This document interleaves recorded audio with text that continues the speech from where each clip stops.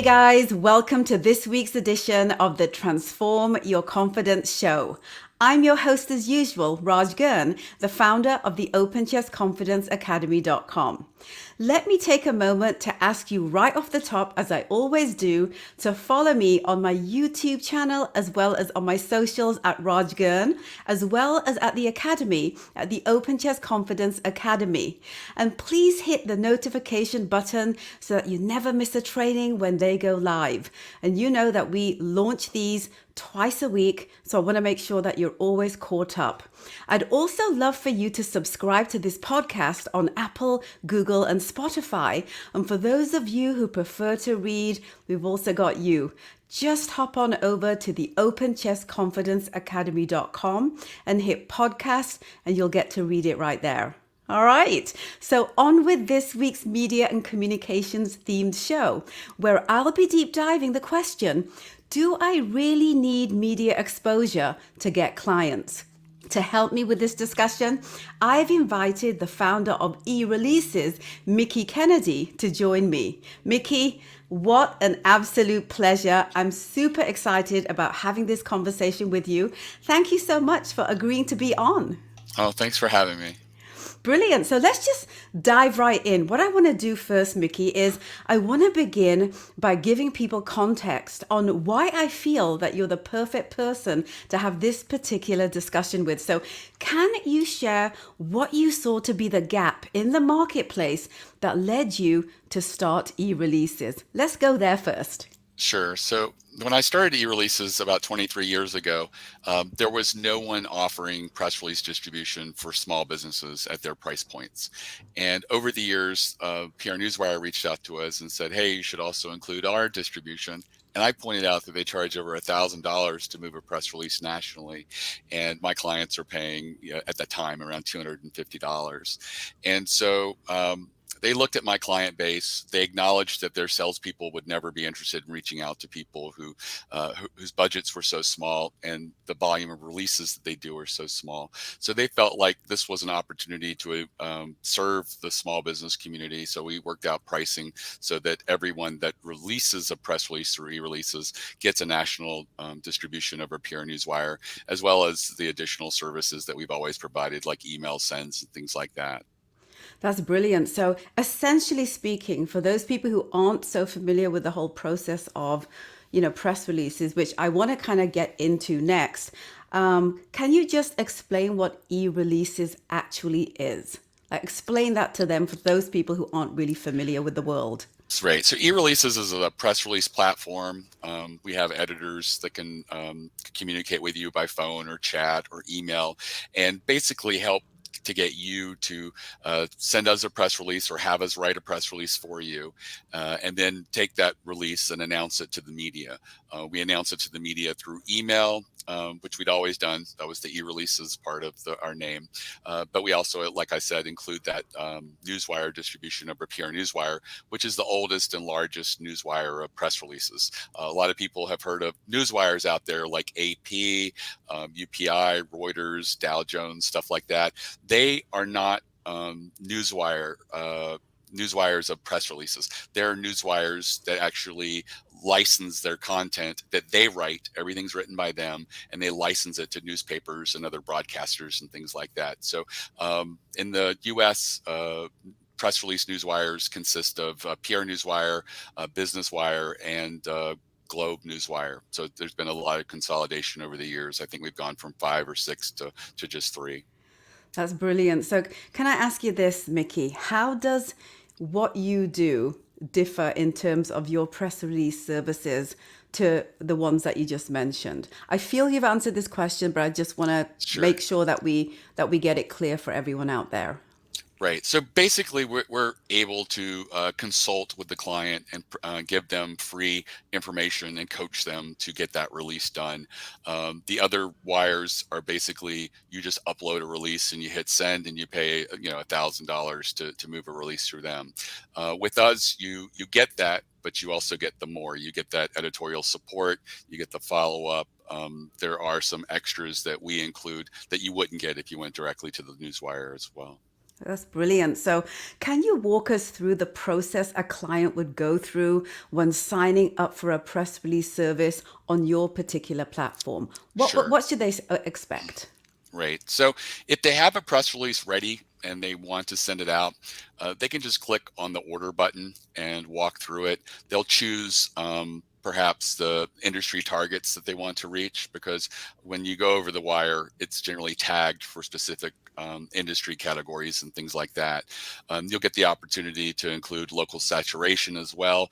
That's basically your release is going out nationally, but let's say it's really applicable to local Chicago. So you would want to tag it for that. So that's something that you could choose as well.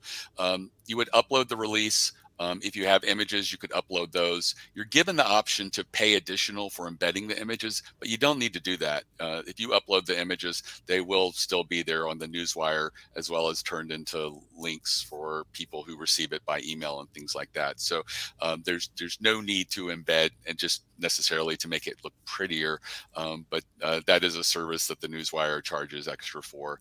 And I do say, small businesses definitely, you don't want to spend the additional dollars for that. You would select when you want it to go out. The default is the next business day, but you can choose any day in the future that you want it to get out. And then you hit send. It goes to an editor. They're going to review it. They're going to call you. They're going to, if they have some questions or they see something that's just glaring, or it could be strengthened, they may make a suggestion to you. And then we set it up with the wire, and they hit send, and you start getting emails. You get an email report after the release goes out. You get one 2 days later, I think, and then there's a 5-day and a 30-day. And it is a living report, so if you go back to it and click on the link, you'll see live numbers at any particular time. And I think it falls off after 60 or 90 days of tracking and stuff like that. It is important also to keep an eye of mentions of your company following the announcement.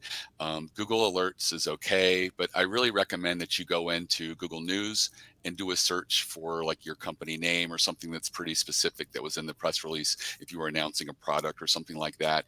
And you can actually select an advanced search the date range. So you could choose the date range of when you released the press release to now. And I also recommend that you go to Google Web and you do the same thing through a traditional web search, also picking the days. There are news outlets that have asked to be excluded from Google News, but they still get monitored in Google Web. So by doing both of those things, you're going to track a lot more mentions of your company that may happen, and you don't need to pay a lot of money to a clipping service. Clipping services are expensive. They can easily be $1,500 a month, and you can do this yourself by using the tricks that I said. It's probably going to catch 95% of what gets picked up out there. That's a lot of information and a lot of goodies for people to be able to access. And what I love about a lot of what you're saying here is that e-releases truly is accessible. And that's the big point that I want to kind of really get out there for everyone.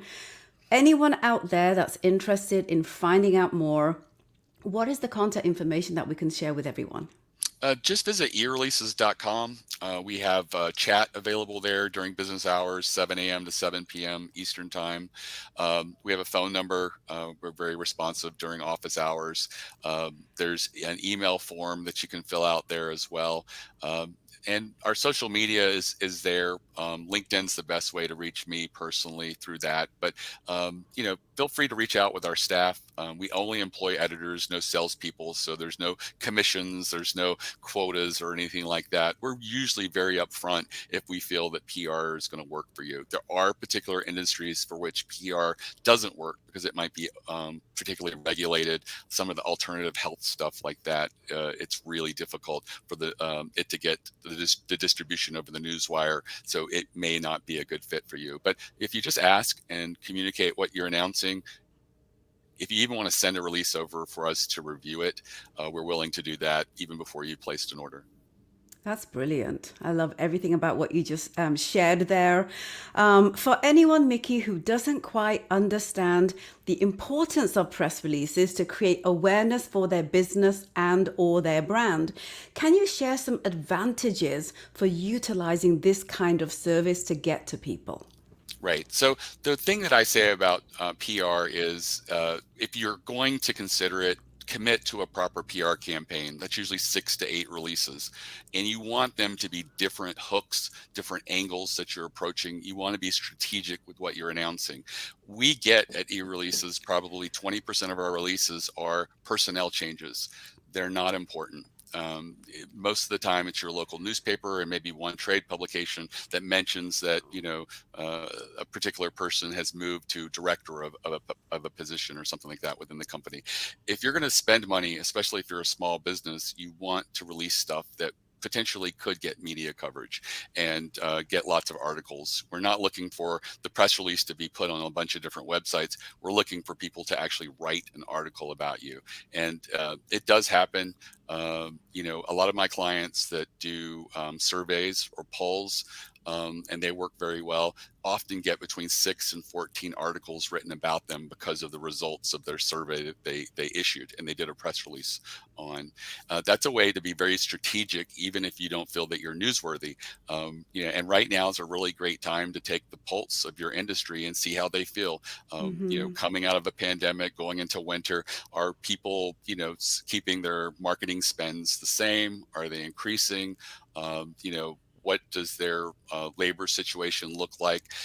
That's stuff right now that if you were to get a survey of your industry and release it, the media would be very receptive to the results and want to share them with their audience. At the end of the day, journalists act as gatekeepers, and if they feel this information is really relevant to their audience, they'll want to share it with them. I always get asked, well, what if I don't have a lot of leads or people to send a survey to? Partner with a small trade association.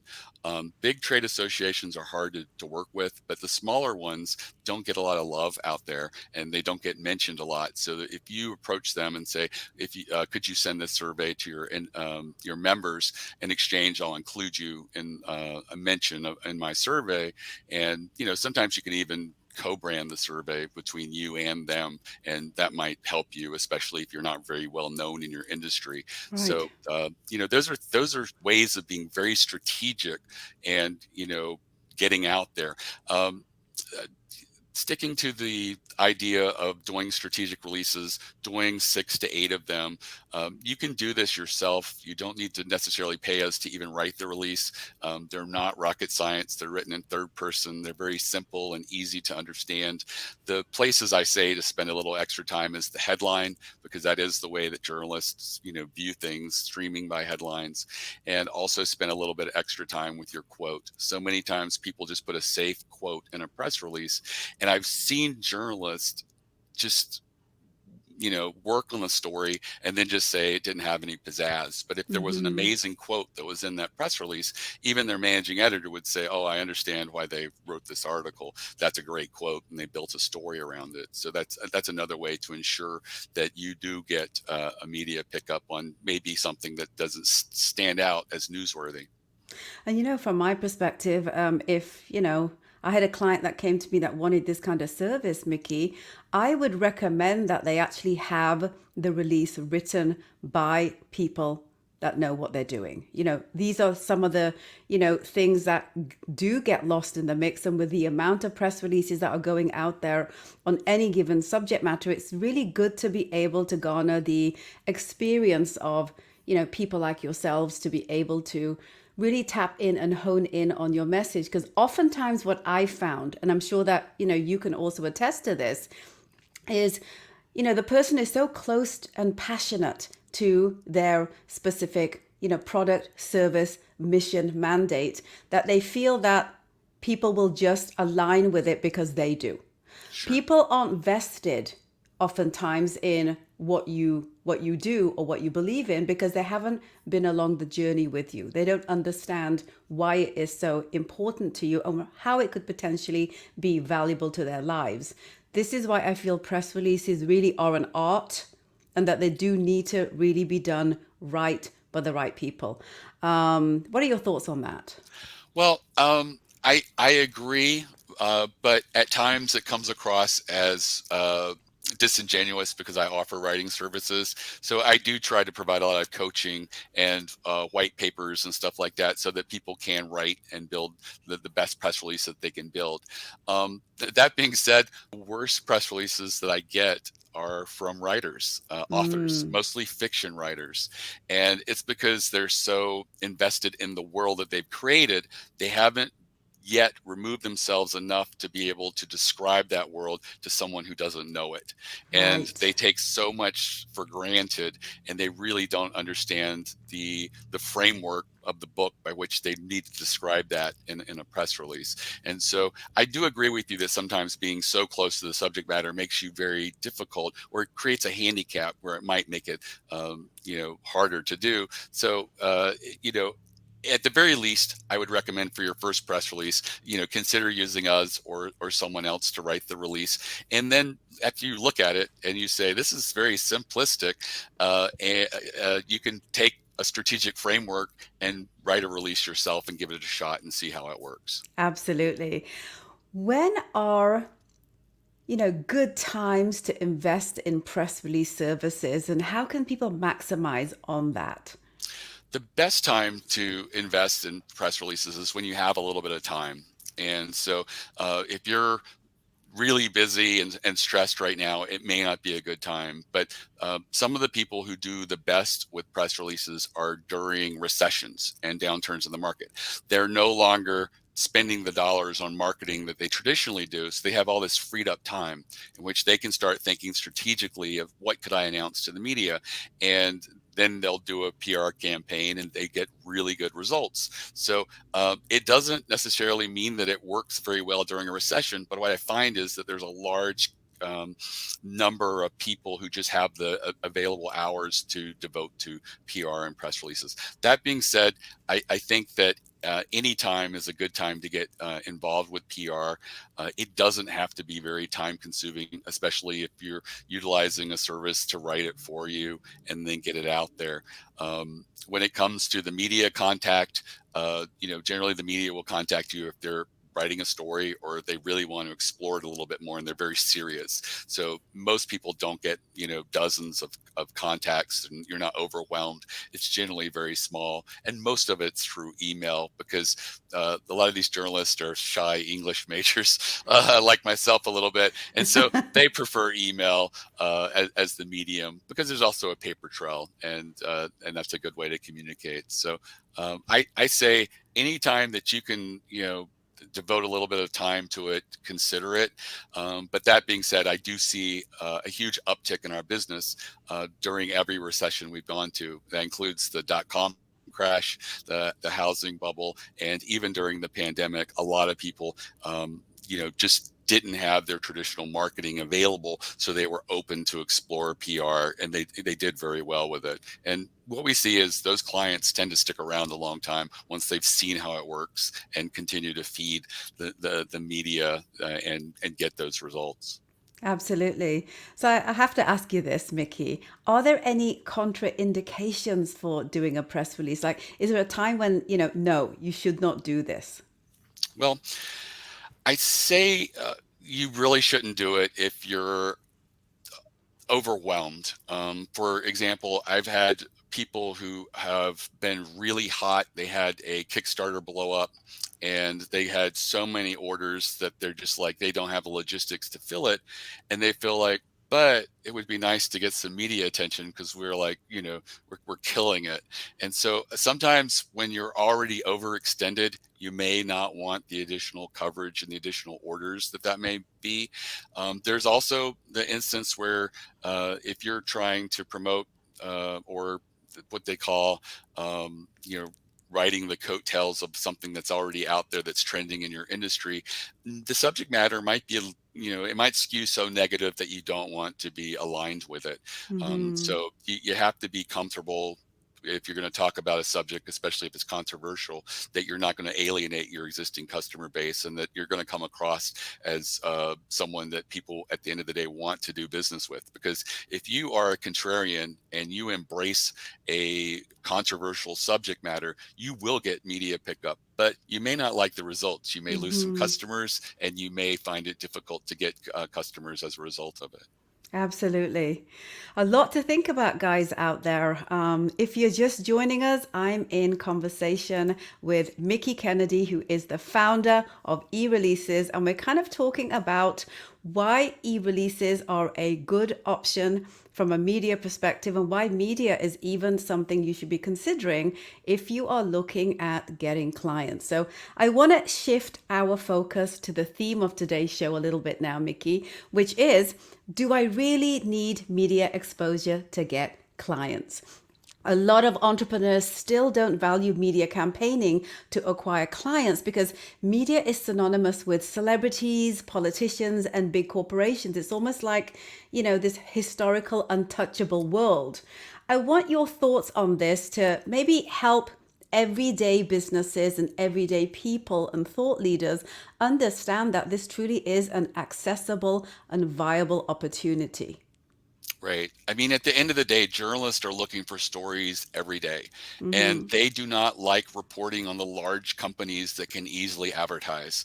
They like to be seen as someone who is curating news and content and bringing to light or putting a spotlight on a unknown company or something that's new and novel.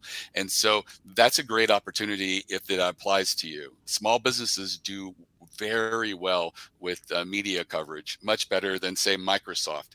Microsoft does get mentions all the time, but not as many as you think. And it's because people know that Microsoft can control advertising and they should be spending their money on ads, not getting free media coverage as a result. So, if you can sort of develop a story or an angle about something that would be really relevant in your industry or to a particular audience, I think that a press release can really get you some major media pickup. And what my customers find is that, if they get 4 to 6 articles written about them, the traffic that they get, sometimes it's not a lot, but most of it converts. And what happens is there's this credibility. It's almost like an implied endorsement when, say, the New York Times writes an article about you. And so even if they don't link to you but mention your company, someone's going to open a window, they're going to do a search, and they're going to find you, and they're going to click order. They're not going to say, now can I price shop and get it cheaper on Amazon or someplace. They've got this warm experience that they've read about. They want to do business with you. And that's what the real power of PR can do for you. You can then take that article and share it with your leads, and then maybe they'll get the same experience and want to convert as a result with you. Share it with your customers. I say, whenever you get media coverage, that's a time to celebrate and to share it with as many people as possible. Share it with your social media, as a result, you generally will get better customers coming to you from that media coverage. The thing that advertisers and marketers hate is it's not necessarily repeatable. And so what happened with one press release may not happen with the next. It is trial and error, and it is hit and miss. But with a proper PR campaign of doing strategic releases, and you understanding that you want to serve the journalist and not yourself. So, if you come at it from, I've got something that is really cool and I could see journalists wanting to share it, rather than saying, it would be really great if you did this article about my product. And so if you come at it from that, you can really benefit. Absolutely. And that's the whole thing here. It's creating that human connection between, your value proposition so that it kind of makes sense to an audience that you're trying to reach.